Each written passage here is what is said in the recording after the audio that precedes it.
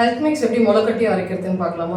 இதில் ராகி பார்த்தீங்கன்னா 500 கிராம்ஸ் எடுத்திருக்கேன். க்ரீன் கிராம் பார்த்தீங்கன்னா 200 கிராம்ஸ், அதாவது பச்சை பயிறு 200 கிராம்ஸ், ஒயிட் சோளம் இதுவும் 200 கிராம்ஸ் எடுத்திருக்கேன், கம்பு அதுவும் 200 கிராம்ஸ், அதுக்கப்புறமா ஃபைனலாக பிளாக் சனா அதுவும் 200 கிராம்ஸ்.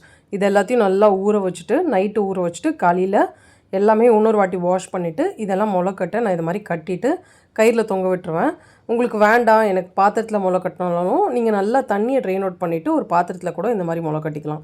ஸோ இது எல்லாமே உங்களுக்கு ஒரு நாளில் நல்லா இந்த மாதிரி முளை கட்டிடும். இப்போது இது எல்லாத்தையும் நம்ம வெயிலில் காய வச்சுக்கலாம். நான் எல்லாமே நான் அப்படியே காய போட்டுருவேன். ஆனால் இந்த பிளாக் சனா மட்டும் கொஞ்சம் ஸ்டிக்கியாக இருக்கும்.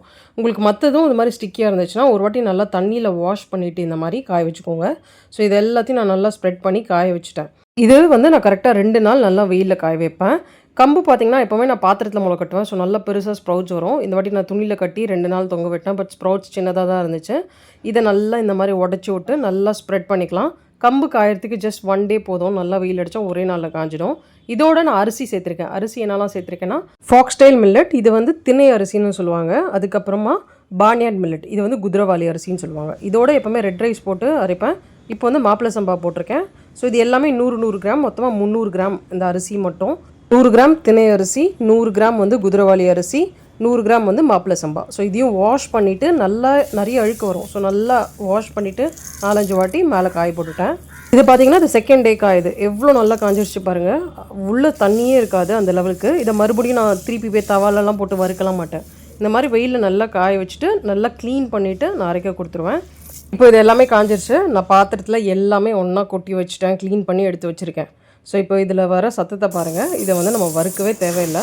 அப்படியே இதில் கொஞ்சம் சில ப்ராடக்ட்ஸ்லாம் இன்னும் கொஞ்சம் எக்ஸ்ட்ரா ஐட்டம்ஸ்லாம் நம்ம போட்டு அரைக்க போகிறோம். என்னெல்லாம்னா ஜவ்வரிசி, உடச்சிக்கடலை, அதுக்கப்புறமா பாதாம், முந்திரிலாம் போட்டு அரைக்க போகிறோம். இப்போ ஃபஸ்ட்டு ஜவ்வரிசி எடுத்திருக்கேன். ஜவ்வரிசி பார்த்திங்கன்னா 100 கிராம். அதுக்கப்புறம் இதுலேயே பார்த்திங்கன்னா உடச்சக்கல்லையும் 100 கிராம் எடுத்திருக்கேன். அதுக்கப்புறமா இது ரெண்டுத்தையும் நம்ம தவாவில் போட்டுட்டு நல்லா வறுத்துடணும். ஸ்லோ ஃப்ளேமில் லைட்டாக ஹீட்டானால் போதும். அதுக்கப்புறம் 100 கிராம் முந்திரி சேர்த்துருக்கேன்.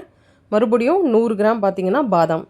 இதுவும் லைட்டாக வாஷ் பண்ணலாம். பட் நான் வாஷ் பண்ணலை. இதை அப்படியே லைட்டாக தவாவில் போட்டுட்டு லைட்டாக ட்ரை ரோஸ்ட் பண்ணிக்கிட்டேன். இதில் நான் ஏலக்காய் லாஸ்ட் டைம் அரைக்கும் போது 5 கிராம்ஸ் போட்டேன். இந்த வாட்டி 7 கிராம்ஸ் போட்டேன். ஸோ உங்களுக்கு வேணும்னா நீங்கள் இன்னும் கூட ஒரு 10 கிராம்ஸ் டோட்டலாக போட்டு அரைக்கலாம். ஸோ இதில் ஏலக்காய் சேர்த்துட்டேன்.